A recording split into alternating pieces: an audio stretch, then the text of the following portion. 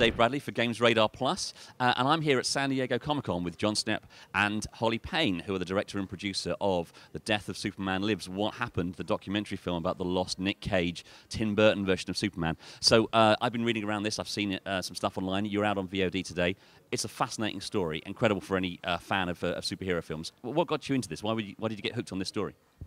Well, about 10 years ago, I just saw some of the pre-production art, and it just interested me. I just thought it looked like a cool, strange, like almost heavy metal science fiction version of Superman. And over the years, Kevin Smith did his talk, and I heard about, the giant spider, polar bears. Then I saw Superman Returns, and that movie was like a homage to Richard Donner's earlier Superman. And it just made me kind of want to see something new. I was like, well, I've already seen the Donner stuff. Why can't they go and do that, kind of like really crazy science fiction one with Brainiac and Nick Cage as Superman? He's an incredible actor. So these things interested me. Over the years, I ran into Steve Johnson, a special effects makeup artist, and then we all went out to dinner, and I told him a little bit about this, and some of our friends were like, why don't you do a documentary? Why don't you raise the money on Kickstarter? I was like, nah.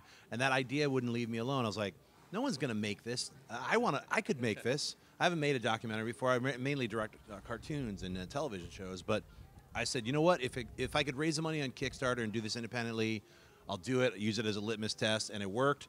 And 2.5 years later, here we are. Yeah, and I knew John had been fascinated by the project for a long time and had been collecting a lot of the artwork.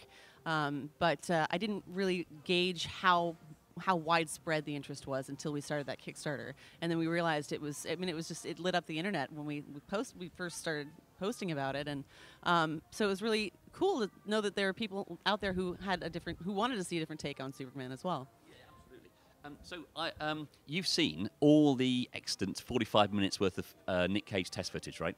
What kind of Superman would he have been? I mean, where would he have fit in the pantheon of Supermen that we've seen over the years? Well, he probably would have been one of the more human and alien at the same time.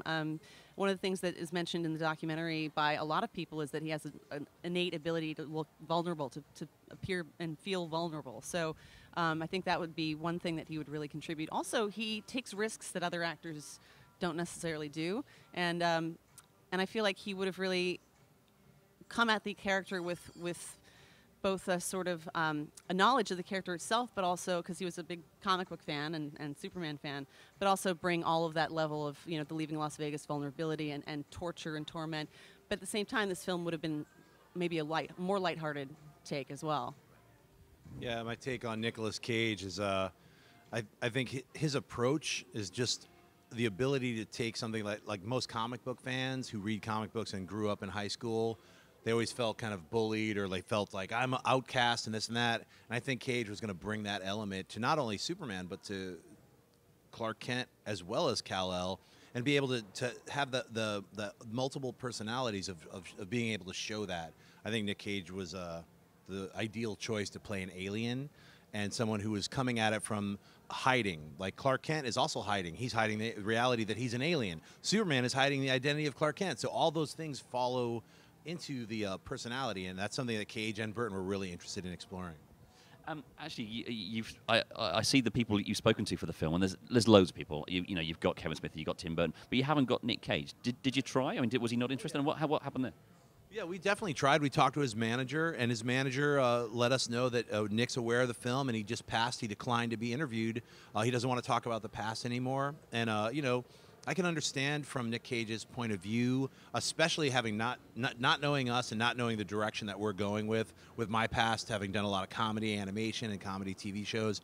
No one really knew what the angle of this was going to be. And this is a movie that people constantly make fun of. I constantly read and still read. Now that the movie's out, the people who've seen the movie have a totally different perspective and viewpoint. But up until they see the film, they're like, wow, we dodged a bullet, or what a horrible casting. So I think the reason maybe Nick declined was over the last year and a half of him becoming such a meme, and people, especially millennials, having not seen any of his past work, they're just no treasure, national treasure. So it's one of these things that they're not aware of. Wild at Heart, Adaptation, Leaving Las Vegas, Raising Arizona, his vast, amazing body of work, and just let's say Con Air. Yeah. Let's just say The Rock. His ability as an actor is just unsurpassed. So, I mean, I think that's one of the main reasons he declined to be interviewed. But hopefully he's going to see it, Holly. What do you think? Well, we know he's going to see it because I'm going to be mailing him his own Blu-ray in 2 weeks. I already talked to Mike, his manager, so that's happening, and they're both eager to see it. Looking forward to actually getting his reaction. But the other thing is that Nicolas Cage is a constantly working actor. So even when we had a week window when it might have happened, he went directly from one movie to the next. So once he started to get a gauge of the direction we were going in, and his manager saw a rough cut of the film and said, I think you're really going to like this, to Nick. He's working so much, it wouldn't have even fit into his schedule anyway. But what's great about the film is that we have that costume test footage, which takes you right back to that place and time. And that is, it's in some ways, we kind of feel like it's better that we don't have Nick in there, because we do have him in there. But we have him in 1997, 1998. So it worked out well. Yeah, we have Nick Cage as Superman, and we have him as Clark Kent, talking with Tim Burton about the ideas as to what they're going to bring to these characters. So to be the fly on the wall and to hear that is invaluable. And when Holly and I got that footage when we were in London, we were the only people on the planet except for the close friends who had seen that footage.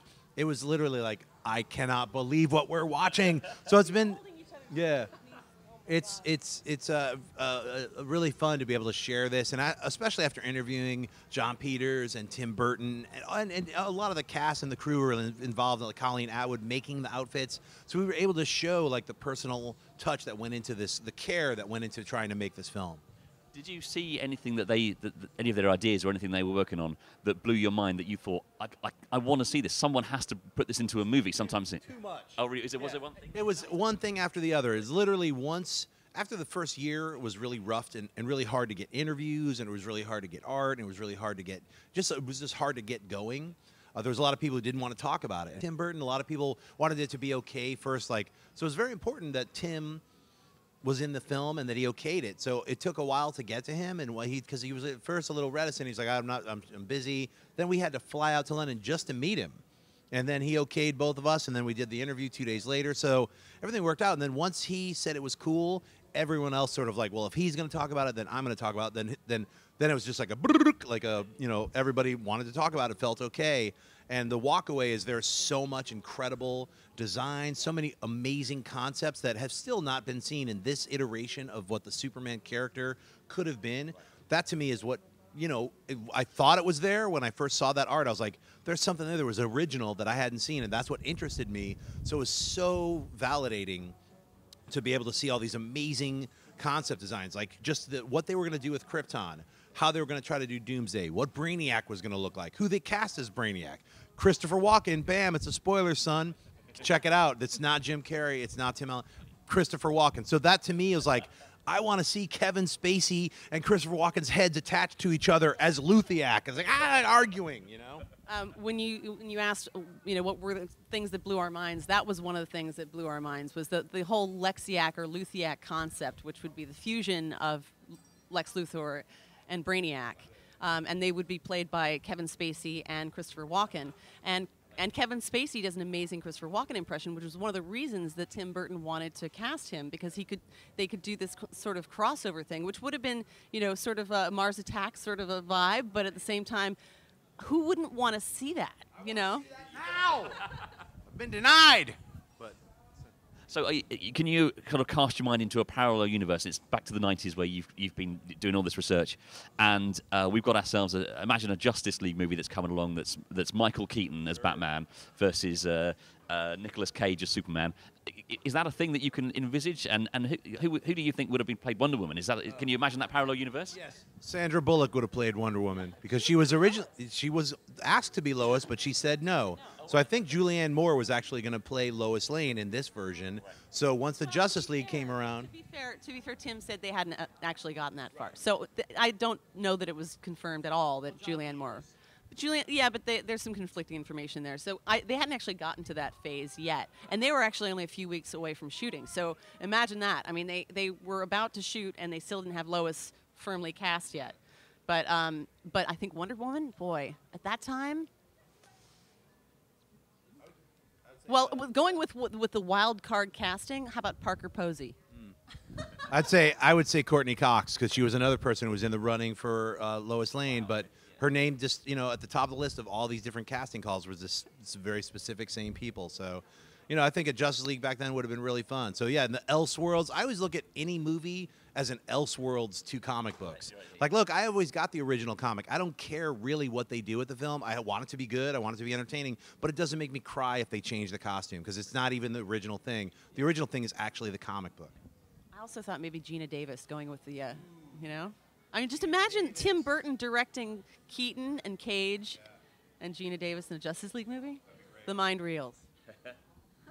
So you got your funding on Kickstarter, and of course it's video on demand didn't exist in the 90s.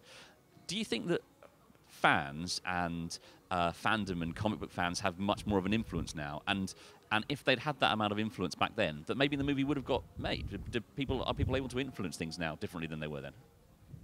Well, yes, they are able to influence things, but unfortunately it works the opposite way too, where fans can destroy things that are in the process of being made. Like, if the internet existed, we say this in the movie, if the internet existed back when Batman, the Michael Keaton version, was being made, that movie would have been shut down. Because so many people were like, you're casting Beetlejuice, Mr. Mom as Batman, he's 5'2", it's gonna suck. It's just a reactionary thing. Like I say, people hold things too close. Like, that was my favorite band, now they're really big. It bothers me that all these other people discovered the band that was my private thing.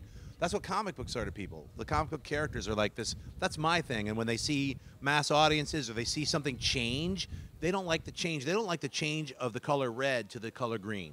I liked it better earlier. A year later, I love the color green. It's like the Joker. It's like Heath Ledger. It's all these things happen. So I think it's positive and negative. What we exist in now is this ability to basically get crowdfunding. We crowdfunded this movie. It's a truly independent film. We're releasing it ourselves through our own company. So it's great, and we thank everyone who contributed. I don't have much to add to that. I mean, Kickstarter was the litmus test, and I think at the time, I mean, Keaton got letters and letters and letters and letters saying you're not Batman, and unfortunately, because things move so quickly nowadays, obviously now it would never, ever be made. And, it was a risk even back then, but I'm glad the internet didn't exist back then, because so many amazing things would have been shut down, We wouldn't have the amazing cult films that we do from those times if it had. Yeah, and Ben Affleck got a lot of heat, and check it out. Now everyone's like, whoa, he looks awesome. It's like, relax. Let them make the movie. So we're all looking forward to seeing the film when it's out on VOD today. What out on Blue. Sorry, yeah. It's out on digital download, Blu-ray, and DVD. So you can get all of those at our website, which is www.tdoslwh.com, which is just every letter of the title of the film. Great, thank you. So what are you guys working on next? What's the project that's, when this is out now, what are you going to work on next? We are going to be promoting this film for easily the next 3 months. We're going to Australia and screening it. We're going to be going out to the Philippines and screening it. We're doing a lot of screenings. We're trying to set up a screening in Chicago and New York in the next month. So we're basically promoting the film. I've been working on 2 different feature films and a television show to try to, in development. But literally the last 8 months I've been only working on this film. So it's kind of taken over. So I'm going to take a breather the next 3 months. We're going to just, push the film, and then I'm going to probably write this horror musical, which is the one thing I've been working on, and then this kind of superhero series for television. I'm going to be working on, after this this tour is over with, I'll be working on some naps, I think, for a while. But then after that, I want to start developing a docu-series about women in humor and comedy. So that's what I'd like to work on. Great. Well, thank you very much, John Schnepp and Holly Payne. Check out Death of Superman Lives, What Happened. I'm Dave Bradley for GamesRadar.com, and keep coming back here for more news from Comic-Con. Thank you very much. Thanks, guys.